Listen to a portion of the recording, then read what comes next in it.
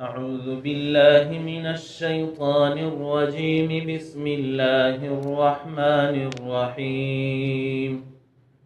وعباد الرحمن الذين يمشون على الأرض هونا وإذا خاطبهم الجاهلون قالوا سلاما والذين يبيتون لربهم سجدا وقياما والذين يقولون ربنا اصرف عنا عذاب جهنم إن عذابها كان غراما إنها ساءت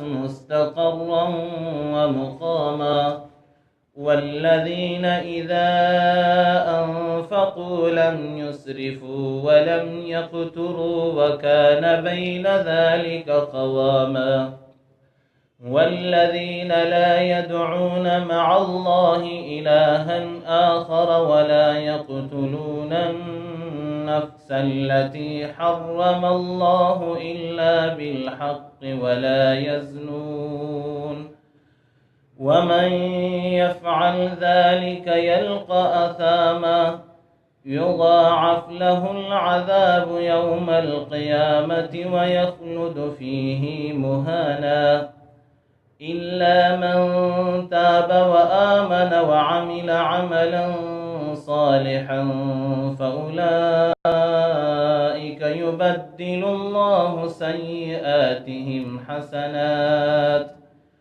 وكان الله غفورا رحيما ومن تاب وعمل صالحا فإنه يتوب إلى الله متابا. صدق الله العظيم.